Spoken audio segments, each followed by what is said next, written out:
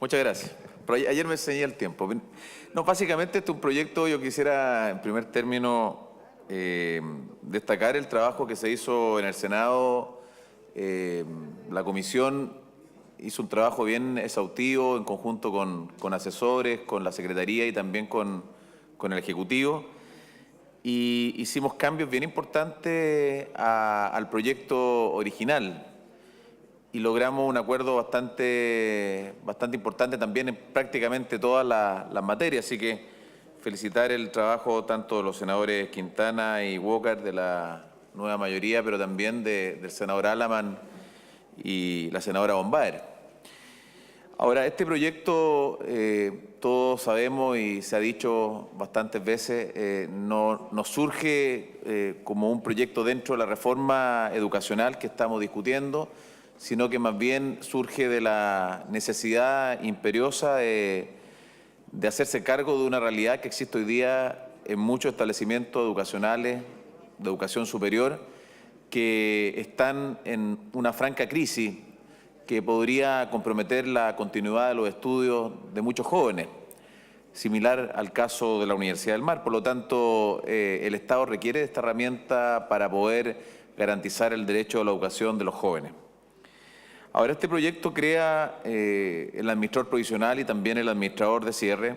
Y como dije anteriormente, el principal objetivo, lo que se busca al final del día, es resguardar el derecho de los jóvenes a la educación, garantizando la continuidad de sus estudios. Pero también hay otro elemento importante que tiene que ver con el resguardo de la fe pública, porque hay que recordar que estas instituciones de educación superior tienen el reconocimiento oficial del Estado y por tanto es el Estado el que le dice a un joven, usted tiene estas alternativas, esta es la oferta de instituciones de educación superior para que pueda matricularse. Hemos visto otros casos, no solo la Universidad del Mar, sino que se crean carreras que no tienen ningún campo laboral, ningún futuro o apertura de sedes inorgánicas. ¿Qué pasa hoy día? El sistema hoy día y el que queremos cambiar es un sistema binario. Frente a una universidad, una institución en crisis, básicamente hay dos alternativas, no hacer nada o la pérdida o la revocación del reconocimiento oficial con el cierre de esa institución. Este proyecto, al final del día, lo que busca es, sin duda alguna, salvar a las instituciones, ver cuáles son los problemas que tiene y, si es posible, enfrentarlos y devolverle la autonomía perdida a esa institución.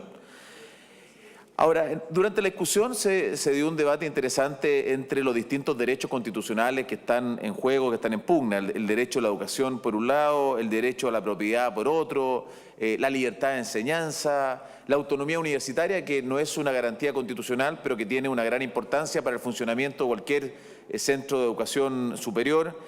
Y evidentemente, al final del día, uno tiene que optar por qué derechos privilegiar. Y aquí hemos optado por privilegiar el derecho a la educación de los jóvenes. Por lo demás, la autonomía no debe ser mal entendida. La autonomía no es un cheque en blanco que se le entrega a una institución para que haga cualquier cosa, para que defraude la fe pública o defraude el Estado o engañe a los estudiantes, como muchas veces ha ocurrido.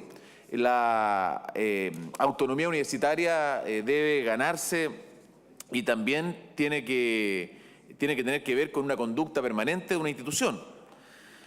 No podemos entregarle autonomía a una universidad que ni siquiera cumple los propios estatutos, que ella misma se autoimpone. Hoy día la educación superior tiene 1.200.000 alumnos. Hay una completa desregulación, todos entendemos que la solución de fondo es la Superintendencia de Educación Superior.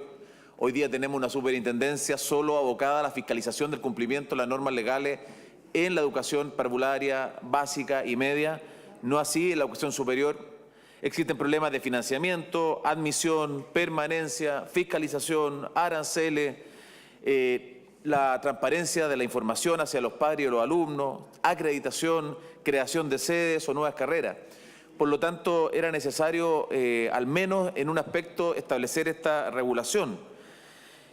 ¿Qué tema se planteó? Y creo que lo abordamos bastante bien en la comisión, el respetar los derechos de las instituciones investigadas o sometidas al administrador provisional.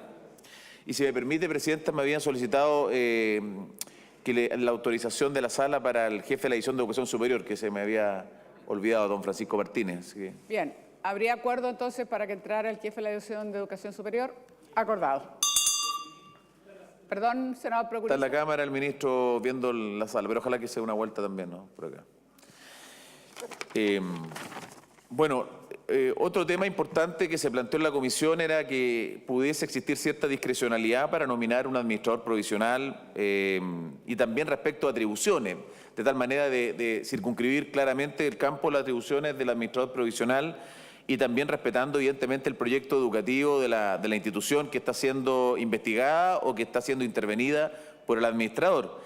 Y la verdad que en ese sentido quiero en eso ser muy claro y quizás esquemático.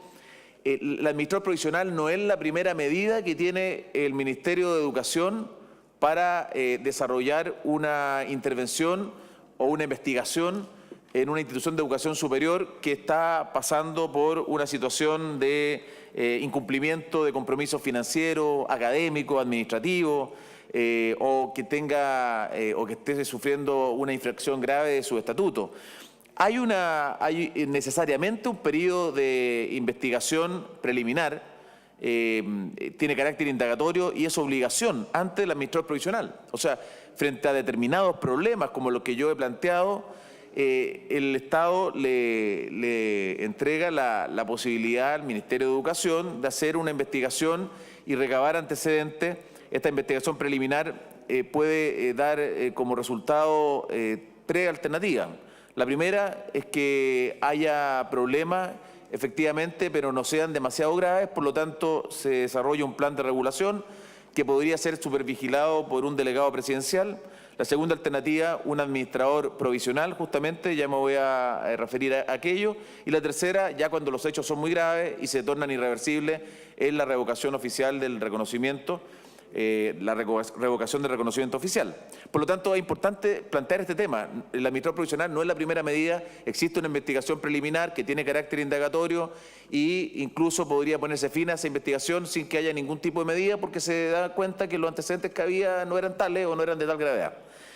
Cuando hay riesgo serio de no garantizar la viabilidad administrativa o financiera y poner en riesgo la continuidad de los estudios, el derecho a la educación de los jóvenes, evidentemente está la nominación de un administrador provisional con la aprobación del Consejo Nacional de Educación, lo cual también es importante porque esta no es una decisión unilateral, arbitraria, discrecional del ministro, sino que también cuenta con la participación de un cuerpo colegiado que está compuesto por 10 miembros que son bastante transversales. Algunos nombra el presidente con la venia del Senado, otros representan distintos tipos de instituciones de educación.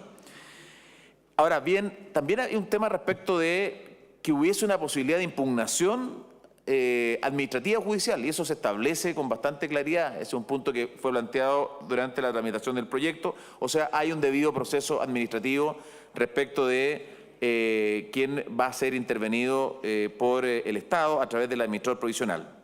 Ahora, ¿cuáles son las atribuciones de este administrador provisional? Básicamente asume el gobierno y la administración de la institución de educación superior para garantizar básicamente los intereses y derechos de los estudiantes y debe hacer un plan para salvar las instituciones. O sea, ese es el objetivo fundamental, salvar las instituciones. Cuando se revoca el reconocimiento oficial, el proyecto también busca resguardar los derechos y deberes de los derechos y los intereses de los estudiantes, creando un administrador de cierre que básicamente lo que busca es garantizar la continuidad de los estudios, ya sea en el mismo recinto o en otro recinto. Todos sabemos lo que ha ocurrido con la Universidad del Mar, es un caso bien emblemático. Hay muchos jóvenes que todavía no logran ser reubicados, otros jóvenes están esperando que haya una administración delegada de su institución para poder conseguir su título.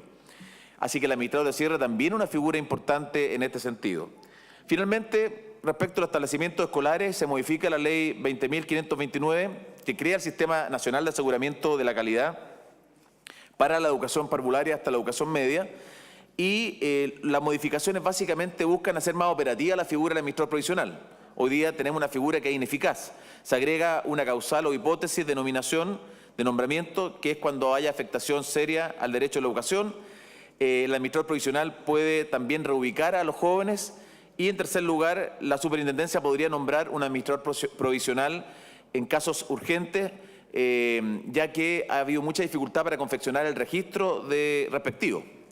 Y finalmente, Presidenta, yo quisiera pedir la votación separada, pero creo que ya está contemplado porque del artículo 10, el inciso sexto, la página 25, que tiene que ver cuando el administrador provisional puede nombrar en este caso, la redacción de la Cámara de Diputados era un consejo triestamental para que hubiese una debida representación y expresión de los intereses de los distintos estamentos de la universidad, una instancia arreglada, con cierta estructura, una instancia formal, que todo el mundo entiende que es un consejo triestamental. Se presentó una indicación, hubo una modificación en el Senado donde se establece que habrá una consulta a representantes electos democráticamente de cada estamento, pero no esta figura de consejo, que creo que es mucho más fuerte, porque en este tipo de procesos es muy importante la participación de los distintos estamentos y la comunidad entera, que se ve vulnerada en sus derechos, hay mucha ansiedad, hay mucha angustia y hay mucho interés por participar. Por eso que yo quisiera que ojalá pudiésemos mantener la redacción original de la Cámara en ese inciso del artículo 10º, que está en la página 25. Gracias, Presidente.